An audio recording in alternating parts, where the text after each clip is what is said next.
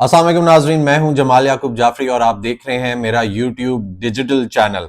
नाजरीन, आज पंजाब में तारीख रकम हो गई है। तारीख ऐसे रकम हो गई कि पंजाब की पहली खातून वजीर आला के तौर पर मरियम नवाज शरीफ साहिबा सामने आ गई हैं।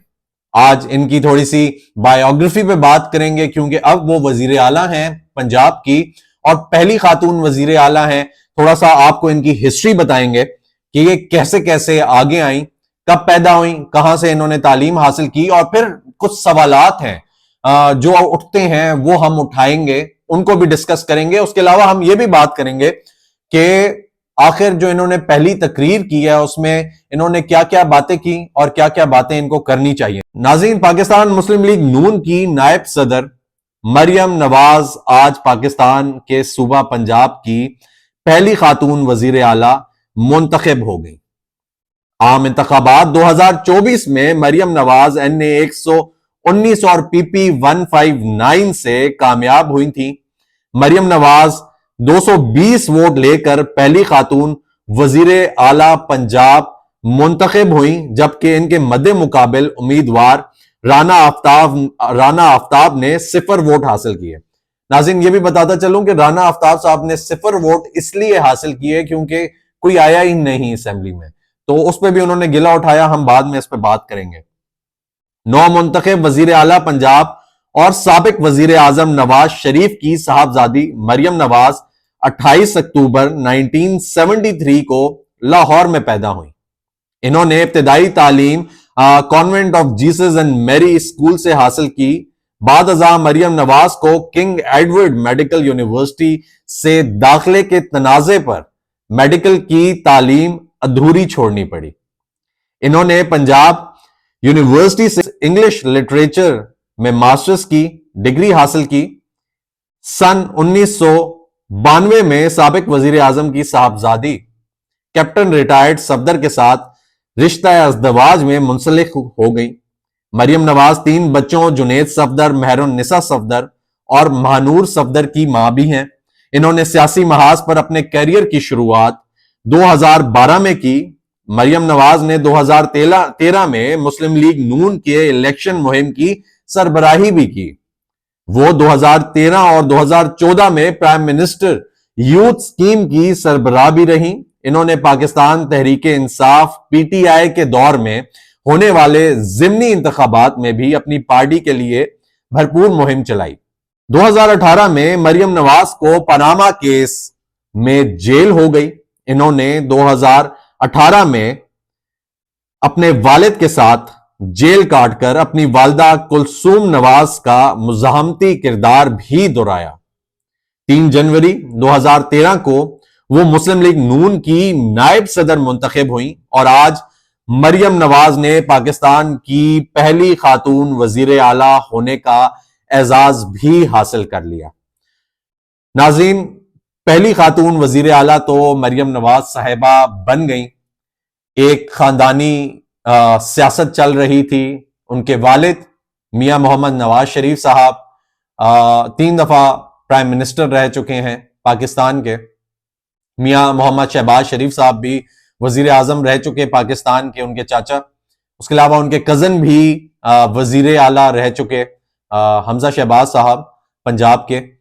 उसके अलावा बहुत सारे किरदार फैमिली में रहे जो सियासत करते रहे, सियासत में इनके साथ रहे, और ये एक सियासत से दूर थी, इन्होंने इलेक्शन नहीं लड़ा था। आज ये भी पहले इलेक्शन के बाद सामने आ गई हैं और वजीर आला के मनसब पे अब फैसले भी करेंगी।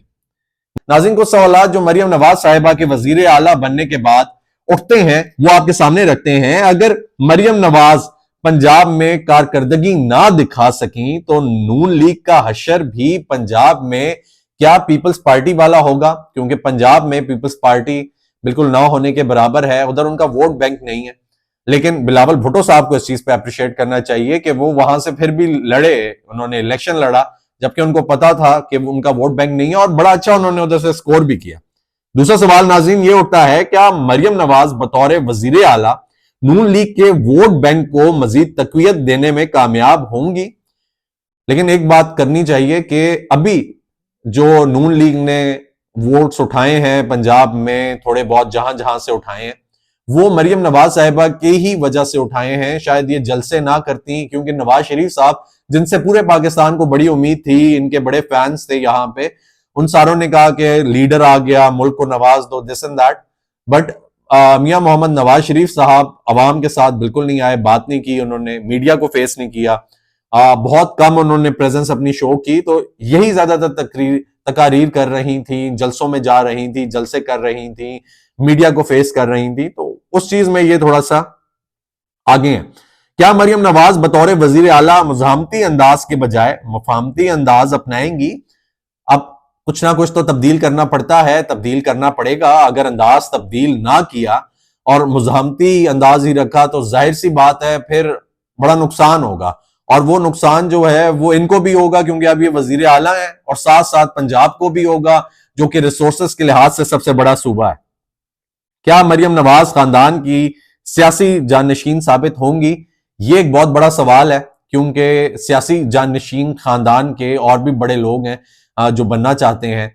और हमें यह भी सुनने को मिलता है कि मॉडल टाउन और जो जाती उमरा है उसके बीच में खासे कान लगे रहते हैं, इधर क्या हो रहा है, उधर क्या हो रहा है, और टांगे भी खिंचती रहती हैं। तो जाहिर सी बात है ये दौड़ तो बड़ी सख्त है। इस पे ये बहुत सारे सवालात हैं नाज़रीन, आहिस्ता आहिस्ता इनके जवाबात हमें मिलेंगे। अब थोड़ी सी बात करते हैं मरियम नवाज साहिबा ने जो तकरीर की, बेसिकली उनकी पहली तकरीर थी, और एज अ वजीर आला उन्होंने सबसे पहला जिक्र किया अपनी स्ट्रगल्स का, जो उन्होंने स्ट्रगल्स को बहुत ज्यादा तूल दिया। थोड़ा सा शॉर्ट करके बात करती तो बहुत अच्छा हो जाता, लेकिन चलें अच्छा है। फिर उन्होंने पार्टी को, पार्टी वर्कर्स को एक्नॉलेज किया, उन्होंने कहा कि इन्होंने साथ दिया, बहुत अच्छा काम किया, जिसकी वजह से आज वो यहां पे हैं।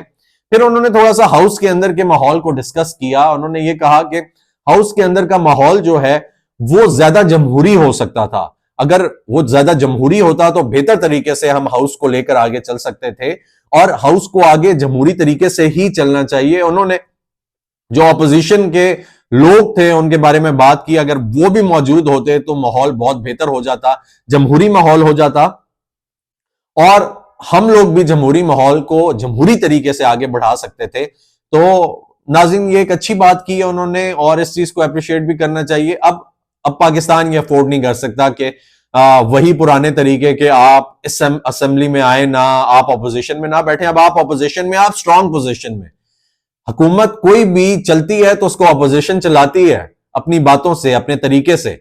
अगर ऑपोजिशन अपना किरदार अदा नहीं करेगी तो मुल्क नहीं चलेगा। ऑपोजिशन का बहुत आम किरदार है और वो अदा करना चाहिए। और अब जाके थोड़ा सा मरियम नवाज साहिबा को इस चीज का भी ख्याल आया। उन्होंने ये बात भी की कि मेरे दिल में किसी के लिए इंतकाम का जज्बा नहीं है, मैं किसी से कोई बदला लेने की नीयत नहीं रखती, मैं इंतकाम नहीं लूंगी। और ये बहुत अच्छी बात है। मैं हमेशा से एक ही बात कर रहा था कि जहां पे बिलावल भुट्टो जरदारी साहब ये बातें करते हैं कि इंतकाम नहीं लेना चाहिए, इंतकाम की सियासत को पीछे करें, अगर इंतकाम की सियासत रहेगी तो मुल्क नहीं चलेगा। तो आज जो वजीर आला हैं मरियम नवाज साहिबा पंजाब की, इन्होंने ये बात की कि मेरे दिल में किसी के लिए इंतकाम का जज्बा नहीं है, और बहुत अच्छे तरीके से उन्होंने ये बात की। बहुत अच्छा लगा ये सुन के। लेकिन साथ में फिर उन्होंने ये बात भी, अपनी ज्यादतियों का जिक्र भी कर लिया जो उनके साथ हुई, कुछ ना कुछ बैलेंस कर दिया, बराबर कर दिया। जाहिर सी बात है वो एक नेचर है, वो चेंज नहीं हो सकती। लेकिन अब अंदाज तब्दील करने पड़ेंगे। मुल्क चलाना है, सूबा चलाना है, सबसे बड़ा रिसोर्सेस के लिहाज से सूबा है, उसको भी चलाना है। तो अब देखते हैं आगे नाज़रीन क्या होता है। फिर उन्होंने विजन और वादों का जिक्र किया, बहुत लंबे वादे डिटेल में किया। उसका हम लोग इंशाल्लाह फिर जिक्र करेंगे, उसको डिटेल में डिस्कस करेंगे कि क्या वादे हैं, उनको किस तरीके से ये लोग लेकर चलेंगे। और अगर अभी तक आपने ये चैनल सब्सक्राइब नहीं किया, इसको सब्सक्राइब करें, बेल आइकन को प्रेस करें, ताकि आने वाले नोटिफिकेशन बासानी आप तक पहुंच सकें। अपना ख्याल रखें।